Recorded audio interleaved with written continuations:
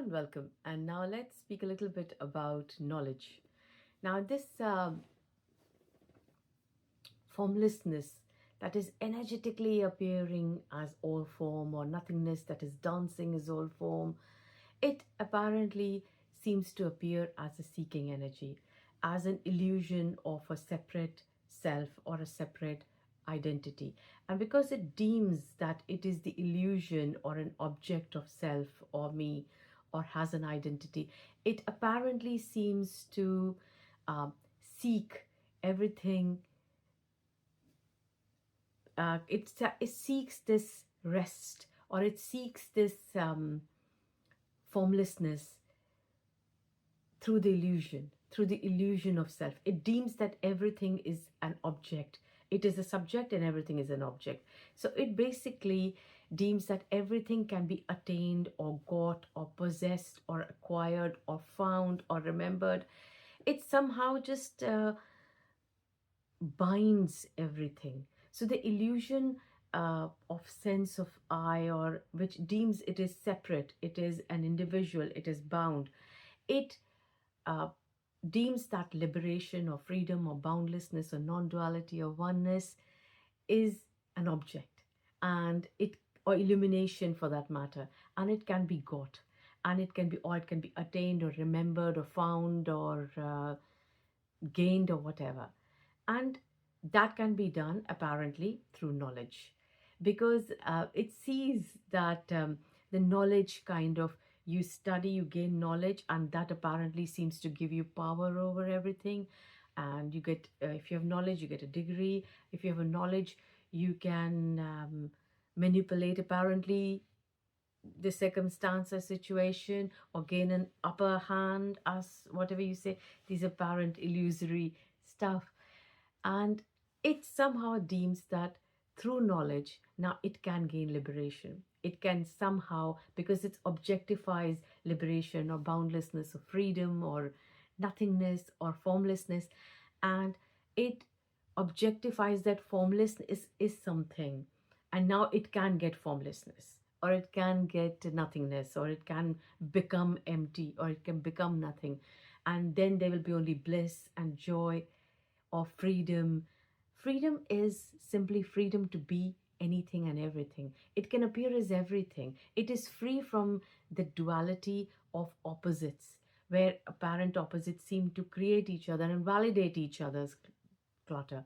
Is like happiness lives in the shadow of sadness, and sadness, and then they apparently create and apparently validate each other. Nothing is created and nothing is destroyed, but they apparently seem to validate each other.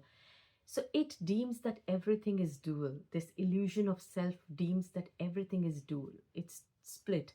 So somehow this knowledge, if I have the knowledge of the scriptures, or of science, or of silence, or of something, I will get this liberation or freedom or whatever, or boundlessness or oneness or non-duality.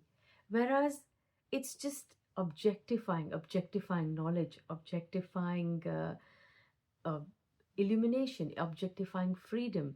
And it deems that if it has the knowledge, it can get that. It cannot, because it is never lost. Illumination is not lost, so illumination cannot be gained. Illumination is not forgotten, so it cannot be remembered. It is not an object that can be understood by knowledge, because knowledge implies that it can be understood, and if it is understood, it can be acquired or manipulated or whatever. It cannot. This is not a clever idea. It's simply what is. And this nothingness can be anything. It can be tears, it can be sadness, it can be apparent memories rising, it can be bouts of crying, or it can be absolute blissful laughter, or it cannot be bound in any state. It's too boundless, it's too free to be bound. So it cannot be acquired, it cannot be understood. Understanding, knowledge is all a dual dream. This is simply what is. So any amount of scientific theories or scriptural knowledge or spirituality, or it cannot be. There is a very beautiful saying by Kabir, the Indian poet. He says, पढ़ पढ़ पोथी जग मुआ पंडित भयानक होए ढाई घर प्रेम के पढ़े सो पंडित होए, implying that the world has apparently come and gone reading all these scriptures and that, but this is not illumination. This the apparent reading of the two and a half words of love, because in Hindi the script is like in two and a half words it's written love. So he said, this love, this unconditional love, this is what Padhe so Pandite, this is what illumination is. Then apparently illumination is celebrated by no one. This illumination of love, this unconditional love, this seeingness, this, I won't say nobody's seeing it, this apparent wonder and simplicity of the book or having a cup of tea or seeing the stars at night, this wonder, this simplicity, this ordinariness is beyond words. It cannot be understood, it cannot be learnt, it cannot be dropped, it cannot be let go of, it cannot be, no amount of cleverness apparently works. The cleverness of the apparent illusion of the mind or eye, it's simply what is, simply what is, simply what is appearing, too alive and too anew to be bound in anything. Thank you so much. Thanks a lot. Bye.